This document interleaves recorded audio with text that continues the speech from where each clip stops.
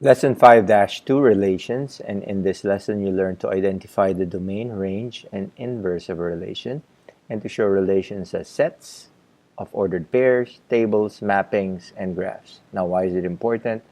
Because you can use relations to solve problems involving economics and probability. Let's take a look at this example in biology. There are 1.4 million classified species of microorganisms, invertebrates, plants, fish, birds, reptiles, amphibians, and mammals. Recently, 930 species worldwide were listed as endangered. A species becomes endangered when its numbers are so low that the species is in danger of extinction. Okay, so in the United States, the manatee, an aquatic mammal, is considered to be endangered. In the table below, you'll find the number of manatees that have been found dead since 1981. Manatees are mostly found in Florida, okay, and uh, this is a mammal that is a very gentle mammal that is endangered of becoming extinct, okay. And let's look at this table.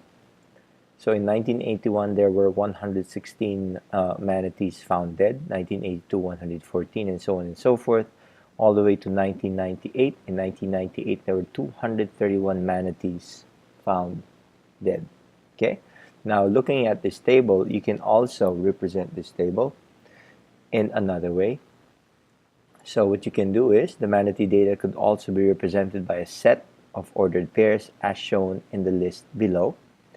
The first coordinate is the year, and the second coordinate is the number of manatees. Okay, each ordered pair can then be graphed. Okay, so if we take this information right here, okay, and put it into ordered pairs, okay, we can start with 1976 and 116. So 1976 is right around here, and 116 approximately there. Okay, 1982, 214, okay, 1982, and sorry, not 214, 114, okay, these are just approximations, obviously.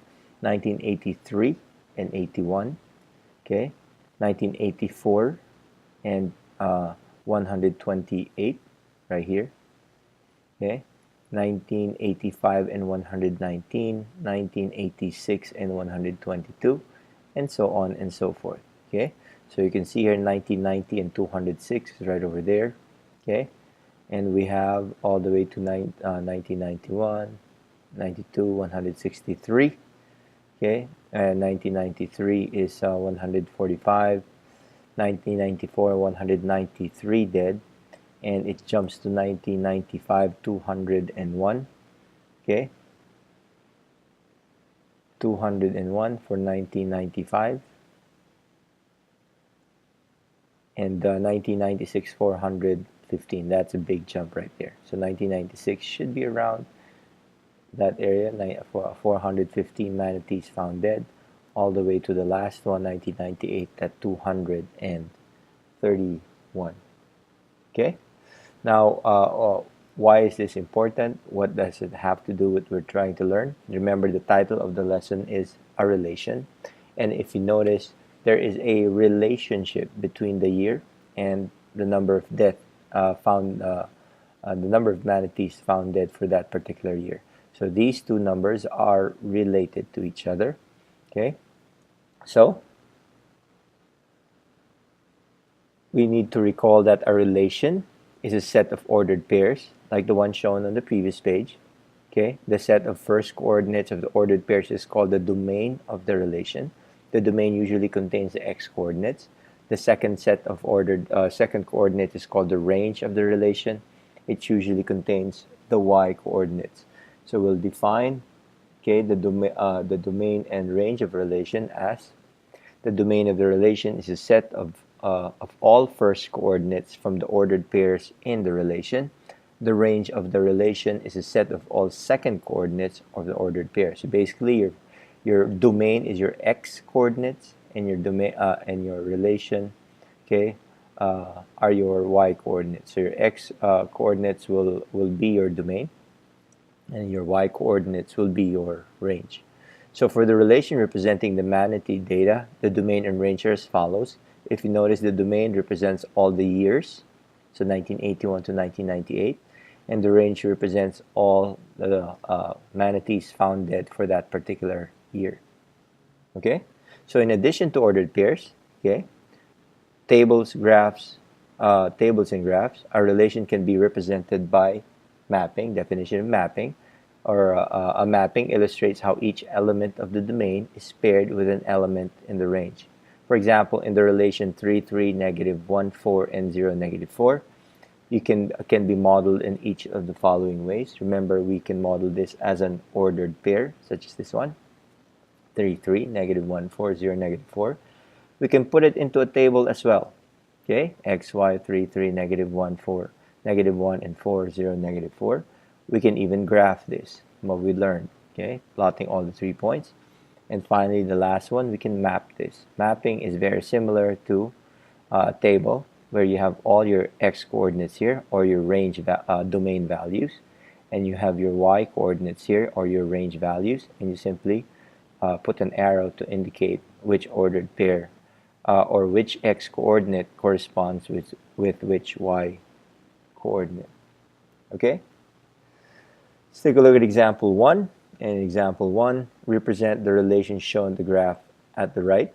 Okay? A as a set of ordered pairs, B as a table, and C as a mapping. Then determine the domain and the range. Okay? So set of ordered pairs for A. These are your set of ordered pairs, negative 3, 3, negative 1, 2, 1, 1, 1, 3, 3, negative 2, and 4, negative 2. So these are all your ordered pairs, okay, in that particular graph. And letter B, let's put that set of ordered pairs into a table, and this is how it looks like, okay. And letter C, as mapping, if you put it as a table, it becomes easy to map now. Now, if you notice in the mapping part, you only write your 1 once, and then you just put 2 arrows to indicate to which y coordinate it corresponds to.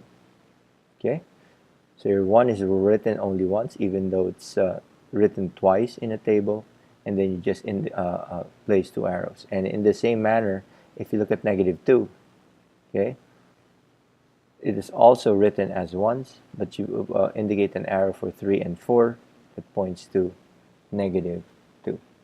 Okay, and that's how you do mapping. And finally, determine the domain and the range. Okay, so your domain are all your x coordinates, which are negative 3, negative 1, 1, 3, and 4. And the range are all your y coordinates, which are negative 2, 1, 2, and 3. Okay, and that is example number 1. Let's take a look at the next one. And the next one, in real life situations, you may need to select the range values for the x or the y-axis that does not begin with 0 and does not have units of 1. What does that mean? Let's take a look at example number 2. To protect endangered species, there is a limit to the number of animals that can be exported to other countries. The table below shows yearly quotas for the number of wild crocodiles that could be exported from Indonesia. Okay, so let's take a look at this table.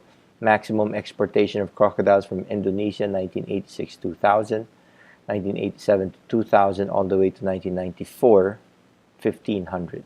So the biggest ones were around 1988, 1989, where you can export around 4,000 crocodiles from Indonesia. Okay, apparently it's not endangered because they're exporting a lot of crocodiles. Okay, so letter A, determine the domain and range of the relation. Okay, again, this is a relation simply because the 2 factors, year and number of crocodiles, okay, are related to each other. Okay, in terms of how the number of crocodiles is dependent on the year. Okay, and graph the data. And letter C, what conclusions might you make from the graph of the data? Let's take a look at letter A. It says here, determine domain and the range. That's easy enough. The range, the domain will be the years. So from 1986 to 1994, and the range will be the number of crocodiles from 1,500, okay, going from these 2 greatest all the way to 4,000. If you notice, you don't write 4,000 twice or 3,000 twice. or 2,000 twice. You only write it once. Okay? So, with that said, let's go to example B. Let's answer letter B, graph the data. So when you graph the data, the values for the x-axis need to go from 1986 to 1994. So again, it is not efficient to begin with a scale of 0. Okay, so the values in the y-axis need to include values from 1500 to 4000. Again, you can include 0 and use units of 500. So what is it saying? Something like this. Okay, so it's not efficient to start from 0 to 1986. So we create a break so that this graph will not become misleading. So this one is fine, your vertical axis, because you can start 0, 500, all the way to 4,000, intervals of 500. Okay, again, a jagged line is used to represent the values prior to 1986 that have been omitted in the graph. Okay, and let's answer letter C. What conclusions might you make from the graph of the data? Well, the number of crocodiles that could be exported rose to 1988. It has decreased since 1991. This may indicate that crocodiles in Indonesia are even more endangered, okay, than we think. Okay, so that is example number 2. And let's go to inverse of a relation. So the inverse of any relations is obtained by switching the coordinates in each ordered pair. Okay. For example, in this case, let's say our relation has ordered pairs 1, 4, negative 3, 2, 7, and 9. Okay, and if I graph them, 1, 4 will be here. Okay, negative 3, 2. Negative 3, 2 will be here. 7, negative 9. 7, negative 9 will be here. Okay, that is the relation. Now the inverse of that relation would be the opposite, or the switching the coordinates in each pair. So you now have 4, 1, 2, negative 3, negative 9, 7. So the inverse of the relation will now be in blue. 4, 1 would be here. 2, negative 3 would be here. And negative 9, 7, negative 9, 7 will be right there. Okay, so the red is the relation, and the blue is the inverse of the relation.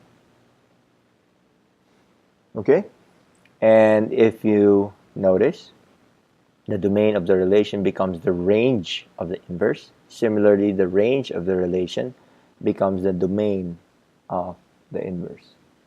And we can now define the definition of an inverse of a relation, or we can now find the definition of the inverse of a relation, which goes something like, where is that thing? Okay.